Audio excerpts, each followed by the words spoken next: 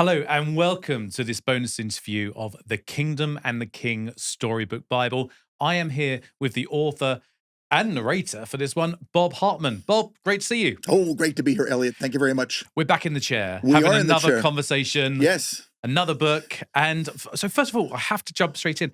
How do you just come up with all of these wonderful ideas for these books? You don't ever seem to run out.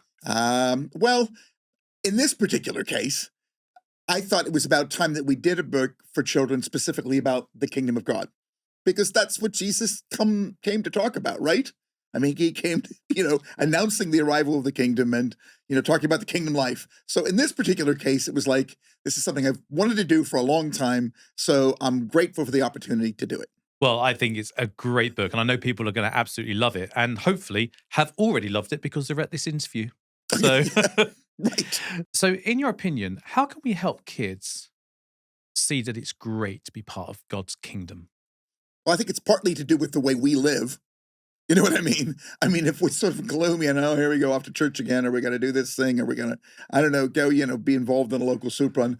I mean, it's a lot of it has to do with our attitude and how we sort of train them up through our own discipleship. But I think it's also a question of telling them the stories and making sure they understand them. It's the old Psalm 78 thing, isn't it? Somebody told you God's story, pass it on. And I think if we pass it on with joy and wit and creativity and passion, then hopefully they'll catch on to it. So what I'm hearing there is actually it's really important for the church leaders and the parents to be able to understand and to listen to, say, books like yours and the way you storytell, so they make it engaging and fun for the children as well. Yeah, I think so. And I think that's one good reason for retelling Bible stories to children, to put resources into parents' hands so that they have the confidence to tell the stories in ways that are appealing and engaging. I mean, some parents will just naturally do that anyway and will already have those skills. But for parents who don't, who feel a little uncomfortable or who feel like maybe they don't really know enough to be able to have a resource to do that, I think makes the job a bit easier. Because there are different ways of telling the Bible, and it does kind of go back to how you were brought up as well, Mm, the kind of churches that you go to. So some people, and it does happen, it's very strict. And right. where I find with my children that it's great to be engaging Mm, and to make it fun. yeah. And so what kind of tips would you give for parents who are engaging in the Bible with children? Well, I think first of all, we have an obligation to tell the story well, to tell the story that reflects the facts that are there and the meaning as we best can understand it. But I also think that there needs to be an elephant. There needs to be an There elephant. needs to be an elephant. The elephant in the room is sometimes a lack of playfulness. There needs to be an element of playfulness. Because Sorry, I just want to say right now, can we just please keep that in the interview? Thank you very much. with you, Bob, we can keep things There like you that go. in. There needs to be an elephant of playfulness. Yes, I think there is a sense in which if we approach the Bible too seriously, if we hold it too tightly, sometimes I think we can squeeze the life out of it. Um, it's like the old Aesop story, where the wind and the sun have a wager to see who can make the man take his coat off, and the wind blows and blows. And so the man wraps up more tightly, but the sun shines and the man takes it off. And I think that playfulness in storytelling does that. I think people are always more open to truth when they're smiling than when they're frowning. Yeah, I quite agree. And so we invite our children into that playful atmosphere where we say, okay, we're going to engage with this story together. We're going to take the journey of this story, but we're going to have a great time as we do it. How does seeing Jesus as king draw kids to worship? Well, I think, first of all, seeing Jesus as king is seeing Jesus as he truly is. I think worship is always a response. Worship doesn't start with us. We don't say, okay, I'm just going to, give my attention to that particular person, to that particular deity. It's kind of like, no, God does something. All right. And what he does for Jesus, is he dies for us to take away our sin, and he rises for us to give us the promise of eternity. So and that all has to do with the nature of his Messiah kingship. That's all wrapped up in that. So I think it draws us to worship, because when we see him as he is, then much like Peter did when, Jesus had that great catch of fish, or the disciples again and again fell down on their knees before him because they saw him for who he was. So I think that's why we have an obligation to share with our children that Jesus is king. Jesus, came for a special reason to establish a kingdom and a way of life and a way of actually understanding the world, and more than that, transforming the world. And if that doesn't make us want to worship him, I don't know what can. I think something that you do really well in this book, and it's actually the way you put it across, I think works so well, is you say things like, remember, Hmm. remember when we talked about this in Psalm? Do you remember what David said? I think things like that really help, because sometimes, and I'll be completely open here, I really wish, and I think a lot of people do, that they could just pull that Old Testament to the New Testament more. Yeah. And however much you try, but sometimes you feel like it's a bit of a, oh, I must know this, I must study this. But it was really nice, those little touches where you were just going, remember? Yeah. And I think sometimes that just makes people feel a bit more relaxed about it and go, oh, yeah. Mm. So, how important would you say it is to understand the connections between the old and the new? It's absolutely key because it is one big story. I think sometimes we make the mistake of telling the little stories, which are important in and of themselves, but failing to locate each individual Bible story in the big story and to recognize that, huge sort of meta narrative, the arc of God's big story in connection to us, that actually informs all of the other stories. The other stories only exist because of the big story, and they kind of all contribute to making that big story come to life. So if we don't understand how the individual stories fit into the big story, I think sometimes we lose the significance of them, which is why the remembering thing was so key in the book. Absolutely. So let's talk about those stories for a moment. Mm. So you've written, well, there was 70 in this one. 70 in this I'm one, sure yeah. you could have gone on and on. Yeah, Um, yeah. but with this book itself, did you have a personal favorite story or stories? And if so, why? Well, it's a tricky one, isn't it? Because, obviously they're all like God stories and they're all good. Um, Personally, I love the creation story. And I love it because it sets the tone for everything that follows. It says to us that we're not here by accident, which I think is incredibly important for children to understand. It says that we were made by somebody who loves us, whose intention for us is good. It says that the world he made for us is good, and we have a responsibility to take care of it. So much of what we need to live our lives and to live them well is there in that very first story. And the sadness, of course, is that in the very second story, everything kind of falls to bits and needs to be redeemed and brought back together again.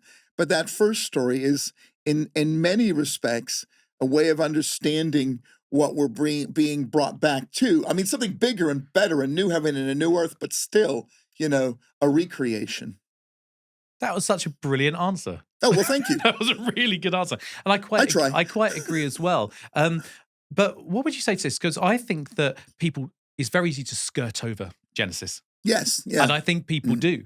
I think mm, they sort of read it, but they just kind of read the words rather than the breakdown of, in the beginning there was, yeah, yeah. So how, let's just say people are listening to this thinking, actually, do you know what? That's right. And I don't really do that.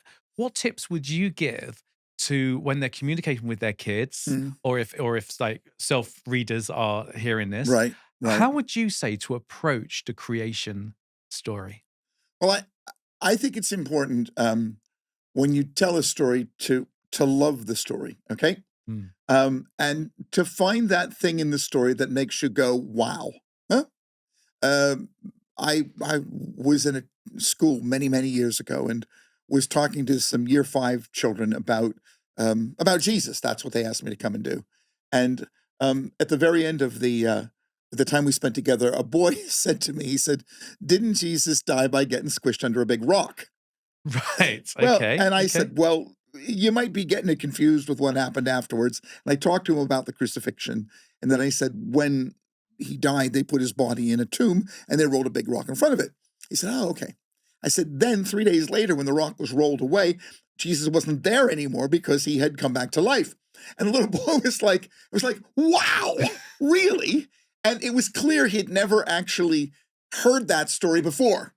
For him, the idea of a man coming back from the dead was, you know, earth-shattering, which of course it is. Yeah. I mean, you know, you see that reflected in the whole of what happens after the resurrection and the resurrection appearances and what happens from then on in Acts. So I think, I think that we need to find the wow in the story, like that little boy found the wow in the story. So if I want to tell the creation story to my children, I need to read it for myself and go, what in this story makes me go, wow? That's it. Yeah. And then kind of tell it from that point of view. Yeah, absolutely. And I suppose that's within the storytelling and the reading, there's emphasis on knowing where to put the emphasis in certain areas of that story as well. Yeah. Yeah. I mean, in the one in this particular book, because I've told the creation story many, many times over the years, and you're always looking for the wow to try and find a different way. Well, for me, the whole idea of, you know, the Trinity, the Word and the breath and the Father, that kind of thing, you know, the voice, the word, the breath, all of that together, I think it kind of helps us to understand who was there involved in the act of creation. And so that's what I tried to bring through in this. I mean, largely because we were going to be talking about how the Word became flesh and, you know, came to live among us and came to be our King. Fantastic. So, how does growing an understanding of God's kingdom help kids have a better idea of who God is? Well, it's important to try and and locate, you know, in children's minds and frankly in our own minds, what it means to be a Christian. Okay. What does that mean? And of course, again, if you just go back to Jesus and his announcement that the kingdom of God is among you, he's the king, and this is what the kingdom life is like. And of course, we find it in the parables, and we find it in what Jesus does, and we find it in the miracles, and in some of the other teaching. We find it time and time again, him trying to locate the nature of the kingdom in his teaching and in his life. I think it's that that helps us to understand what it means for us to be his followers, to be Christians. I think sometimes you know, there's particularly in our day and age, there's kind of a vague idea of, well, okay, does being a Christian mean you're a good person? Does being a Christian mean you go to church? What does it mean? Mm, Okay. And I think being a Christian means actually being a part of the kingdom, living the kingdom life. And as Tom Wright says, you know, building towards living our lives, building towards the kingdom that will ultimately be revealed in the new heaven and the new earth. So it's a process, but it's a process that's located in a particular set of behaviors and ideas that have to do with God being king. what does it actually mean to live as a child of the King? Well, it means to be obedient, I think, first of all, because that's what you do with a king. You know, there's a question of surrender, question of bowing, a question of recognizing his authority in your life. So there is that. But because Jesus comes as a loving and servant king, he's not like a dictator. He's not like beating us over the head. He comes as someone who has served us by dying on the cross for us. And so the surrender also involves um, an element of love. You know, he loves us, we love him in return, and we surrender our lives to worship him as our king and to live in obedience to him as our king. So, it's getting me thinking here is when you're saying about to live like that, Yes. there's an element of I just can't help but thinking how important it is to have that grounding in the first place before you can live as a child of the King. Mm. So, what would you say to families Yeah. and to parents or to children to say, okay, well, this is what it means to live as a child of the King. Right. This is the foundation. What would you say is the foundation of knowing what it means to live as a child of the King? Well, I think it means again, it comes back to the story, doesn't it? I mean, ultimately, you know, to know how to live means to look at Jesus as our example. And of course, what comes up in the book is that time and time again, the people of Israel, you know, struggled to understand what it meant for God to be their king, and struggled with those very basic ideas of, well, you surrender, you obey, you trust him to take care of you. You respond to his love by loving him back. The story again and again is, oh, well, no, we don't trust him. We don't obey him. We're going to follow another God, or we want a human king because that's going to be a much better deal for us, which of course it wasn't. So in a sense, they kind of just wandered away from all the foundations. Whereas Jesus comes to lay that foundation again and to say, listen, this is how you live. And so the foundation has to do, once again, with seeing how he lives, trying to follow his example, and trusting in his power and in his love to make that possible and real in our lives, because we really can't do it on our own. Of course, that's where the Holy Spirit comes in. I think it's very easy for sometimes people to hear this and they'll think, oh no, I haven't been doing that. I haven't been living like this, or I've done this and this is bad. And Yeah. and so rather than turning to Jesus, Yeah. they'll kind of hide away. Right. Maybe there's a bit of shame in that. Right. So now I feel like I know what your answer is going to be, but you'll do a much better answer than I would have come up with. What would you say to people who might feel like that? Well, that's what forgiveness is for. I mean, you probably, anticipated. That's what forgiveness is for. And that, again, is at the heart of kingdom life. It's there in Jesus' parables. And as a matter of fact, I quite specifically, in the Old Testament part of the book, chose the story of Manasseh, a very bad king who is punished for what he does, but then repents and turns around and becomes a different kind of person. And of course, we see that in the story of Saul/Paul in the New Testament as well. So I think it's important to understand that, yes, following the king requires obedience and response and surrender and bowing before him, but we don't always get that right. And were it not for forgiveness and for the chance to have the slate wiped clean and start over again, we would all be lost. So, yeah, it's forgiveness. And isn't it great for everyone listening to this interview, whether you're a kid or a grown-up, isn't it just amazing for them to know that wherever they are right now, there is forgiveness, Yeah. just there for them in abundance. Yes. And how great they can feel by being able to, they're forgiven, and that they can forgive others, and the feeling and joy that comes with that. Yeah, there is a wonderful Old Testament word that is translated as steadfast love. And that is a love that God has for us that hangs in there and goes on and on, quite often in the face of our not really loving him in a steadfast way in return. He does hang in there with us. And again, if there's anything to learn from the story of Israel, it's God hanging in there with people. It really is. Yeah. Absolutely. Now, before I let you go, you've written so many books and told so many stories, Yeah. and in many, many different ways. Yep. What did you personally learn from writing this storybook Bible? I learned just how important the idea of God as our King really is for understanding what the Bible is all about. Again, there's lots of ways to track and to trace God's big story. And people have done it in lots of different ways. But I think for me, having chosen this particular course, I was just struck time and time again by how often, his kingship comes into the conversation, and how important that is for understanding what it means for us to follow him, and for, as I said a little while ago, for us to actually live out our lives as Christians. So for me, it was a lesson in just understanding that big story. Yeah. Bob Hartman, it is always a pleasure talking to you. Thank you Thanks. so much for doing this interview with me, and we cannot wait to hear your next book. Oh, my pleasure. Thanks.